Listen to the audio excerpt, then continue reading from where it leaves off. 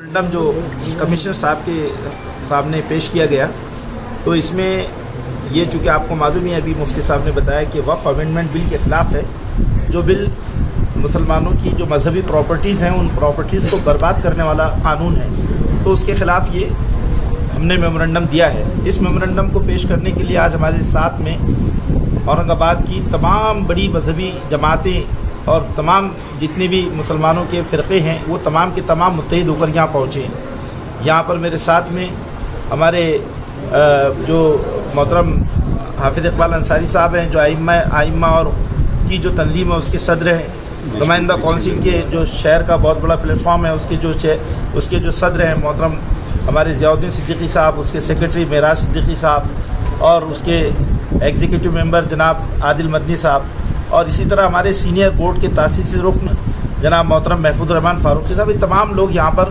मौजूद हैं। अमीर शरीयत मौजूद हैं और जमीयतुल उलमा के दोनों जो भाग के ज़िम्मेदारान हैं वो भी यहाँ मौजूद हैं, हाफिज़ अब्दुल अदीम शाह साहब वगैरह। तो बताना यह है कि तमाम मजहबी जमातों के ज़िम्मेदारान हमारे साथ में हैं इस वक्त। जी जब बिल ऐवान में आ रहा था तो कई सारी मजम्मत हुई, लेकिन उसके बाद भी बिल पास हो जाता है और एक्ट बन जाता है। लेकिन अब तक के जो मरकज़ी हुकूमत है वो मुसलमानों के एहतजाजात नज़रअंदाज कर रही है। ये बात सही कहा आपने कि जिस तरह से हमारी मरकज़ी हुकूमत मुसलमानों के मुतालबात को नज़रअंदाज करती है और करती रही है, तो इस मरतबा भी यही रवैया सामने आ रहा है। लेकिन ये दूसरे बिलों की तरह कोई बिल नहीं है। इसका ताल्लुक़ रास मुसलमानों के मजहबी और बुनियादी हुकूक़ से है। ये जंग आखिरी सांस तक चलेगी, क्योंकि इसमें जो है कोई भी मुसलमान इस बात को पसंद नहीं करेगा कि उसकी मस्जिदें, उसके कब्रिस्तान, उसकी दरगाहें और उसकी जो मदारिस हैं वो तमाम के तमाम जो है वो उसके हाथ से निकल जाए, क्योंकि ये उसके मिल्ली और दीनी वजूद का मसला है। हम इसको सियासी एतबार से, समाजी एतबार से, दस्तूरी एतबार से हम इसके ख़िलाफ़ ये जद्दोजहद हमेशा जारी रखेंगे। ये जद्दोजहद 2 दिन की और 5 दिन की नहीं है, 1 महीने और 4 महीने की नहीं है। ये जद्दोजहद दरअसल हमारे तहफ़्फ़ुज़ और हमारे वजूद की जद्दोजहद है जो जारी रहेगी। और बिरादर वतन भी, हाँ, एक बिरादर वतन की बड़ी तादाद हमारे साथ है, जिसको आपने पार्लियामेंट में देखा है कि पार्लियामेंट में तारीख़ में पहली मरतबा अपोजिशन ने जो है ज़मीर की आवाज़ पर लब्बैक कहते हुए इस ज़ालिमाना क़ानून के ख़िलाफ़ जो कुछ कहा है वो आपके सामने है। और हमें यकीन है कि भारत में अब आज भी वो लोग ज़िंदा हैं जिनके दिल में इंसाफ है और ज़मीर है, वो इंशाअल्लाह हमारे साथ चलेंगे और हम इस कानून को वापस लेंगे। पिछले 2 तारीख से देश भर में वक्फ अमेंडमेंट को लेकर एक बेचैनी है। एक दिन में लोकसभा में बिल पास हो जाता है, दूसरे दिन में राज्यसभा में बिल पास हो जाता है और तीसरे दिन राष्ट्रपति इस पे दस्तखत कर कर इसको कानून बनाते हैं। देश भर में जब मुसलमानों की बड़ी बड़ी तंजीमें, बड़ी बड़ी संगठनाएं काम कर रही है और हर बार इस देश की हुकूमत को बारहा ये कहा गया है कि जब भी आप मुसलमानों के सिलसिले में कोई कानून की बात करें तो कम से कम मुसलमान संगठनों से बात कर ली जाए, लेकिन ऐसा नहीं होता है। आप 44 अमेंडमेंट वक्फ में करते हैं और उसको इस देश की जनता पर थोपना चाहते हैं और मुसलमानों की आवाज़ को दबाना चाहते हैं। ये मामला अगर आप और करीब जाकर देखते हैं तो ये समझ में आता है ये मुद्दा सिर्फ मुसलमानों का नहीं है, ये तमाम माइनॉरिटीज़ के ऊपर हमला है। आप महाबोधि महाविहार के साथ देख लीजिए, आप क्रिश्चियनों के साथ देख लीजिए कि क्रिश्चियनों के पास इस देश में 40 लाख एकड़ ज़मीन है। ये आरएसएस के सोशल मीडिया से जो है तो वायरल किया जाता है। आप सिखों के गुरुद्वारों के अंदर जो है तो हिंदू संगठनों को घुसाने की बात करते हैं और आप औकाफ के अंदर भी जो है तो गैर मुस्लिमों को जगह देने की बात करते हैं, जो सरासर नाइंसाफी है। सवाल यहाँ पर यह है कि जब भी माइनॉरिटीज़ की बात आती है तो ऐसा क्यों होता है कि हुकूमत को लगता है कि माइनॉरिटीज़ के इदारों में हुकूमती लोग होने चाहिए। आज all India Muslim personal board की जानिब से देश के हर शहर में एक मेमोरेंडम दिया गया एहतिजाज की शक्ल में। All India Muslim personal board जहां पर अलग अलग किस्म से एहतिजाज कर रहा है, बत्ती गुल की गई, जो है तो हाथों पर फीते बांधे गए और देश भर में औकाफ बचाने के लिए कार्यक्रम किए गए। उसी की कड़ी को बढ़ाते हुए आज का ये निवेदन था। डिविजनल कमिश्नर को औरंगाबाद में दिया गया। तमाम तंजीमों ने इसके अंदर साथ दिया। चूंकि मैं वंचित बहुजन आघाड़ी का राज्य प्रवक्ता होने की हैसियत से आज मुस्लिम पर्सनल बोर्ड के साथ कंधे से कंधा लगाकर इसलिए खड़ा हुआ।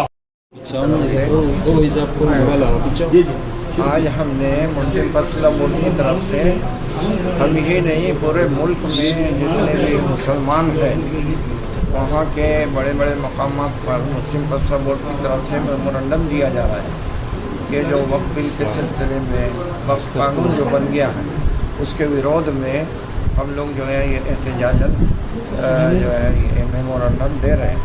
और ये तहरीक जो है पूरे मुल्क में चल रही है और जलसे भी मुनक़िद किए जा रहे हैं। हमारा उम्र शहर में भी बहुत जल्द एक जलसा होने जा रहा है, उसकी भी तैयारी हम लोग कर रहे हैं। ये असल में कानून हमारे मजहबी जो है इख्तियारात के भी ख़िलाफ़ है, दस्तूर के भी ख़िलाफ़ है।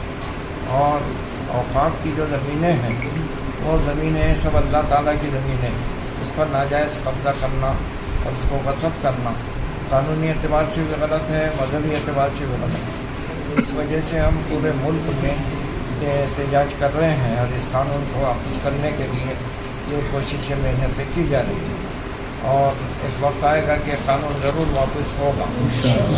पूरे मुसलमान इस सिलसिले में मुस्तैद हैं, परेशान हैं। इस वजह से हुकूमत को इस कानून वापस लेना ही पड़ेगा। ये हमारी अपनी सबकी जो है गुजारिश है, ख्वाहिश है। इसका इजहार के लिए ये मेमोरेंडम दिया गया है। जी साथियों, आज यहाँ पर डिविजनल कमिश्नर ऑफिस पर हम सब लोग यहाँ पर जमा हुए हैं। एक सेंसिटिव मसले के ऊपर यहाँ पर सभी लोग जमा हुए हैं।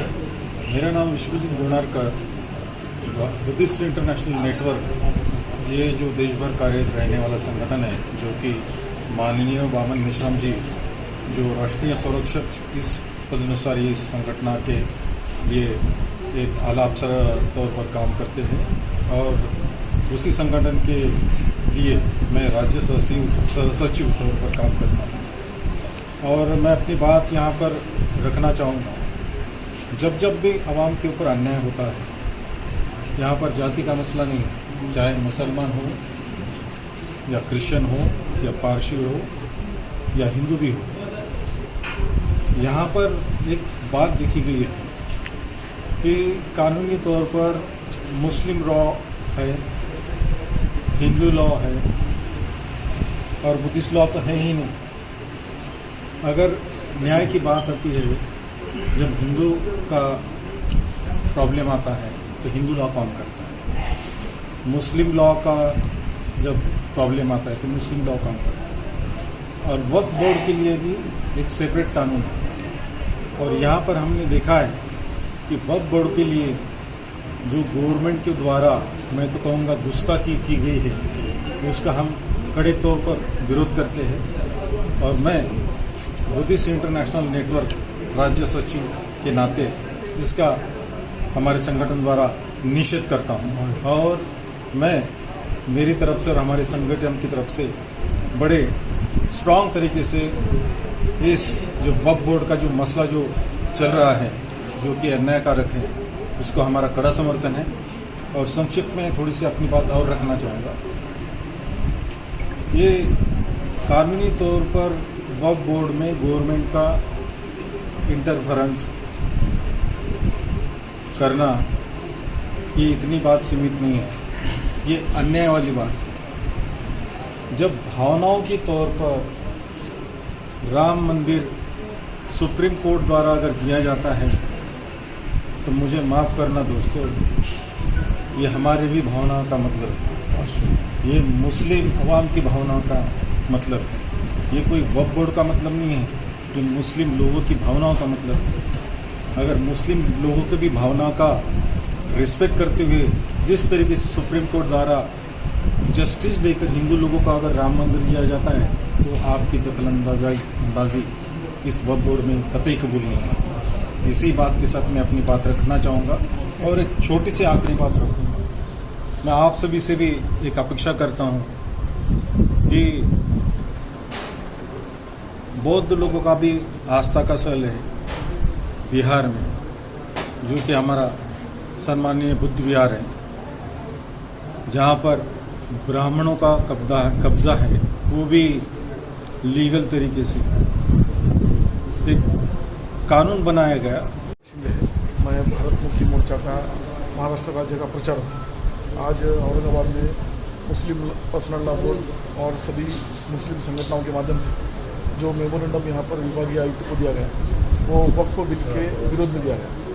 भारत सरकार ने पिछले कुछ दिनों में संसद के अंदर जो कानून के विरोध में मुस्लिम लोगों के इस्लाम के कानून के विरोध में दोनों कॉन्स्टिट्यूशन के विरोध में जो बिल पारित किया है वो अनकॉन्स्टिट्यूशनल है, मुस्लिम लोगों के या इस्लाम के विरोध में। और इंडिया के अंदर कानूनी जो कॉन्स्टिट्यूशनली मामला है उसके तहत बिल पारित होते हैं। ये अनकॉन्स्टिट्यूशनल बिल उन्होंने पारित किया है, जिसकी वजह से इस्लाम के मौलिक अधिकारों पे या इस्लाम को मानने वाले जितने भी देश भर में मुस्लिम लोग हैं उनके मौलिक अधिकारों का हनन उसमें किया जा रहा है।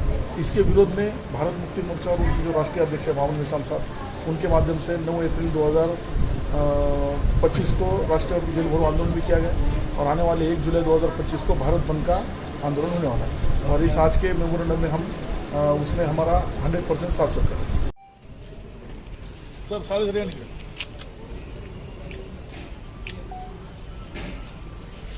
सर इसमें लेते गए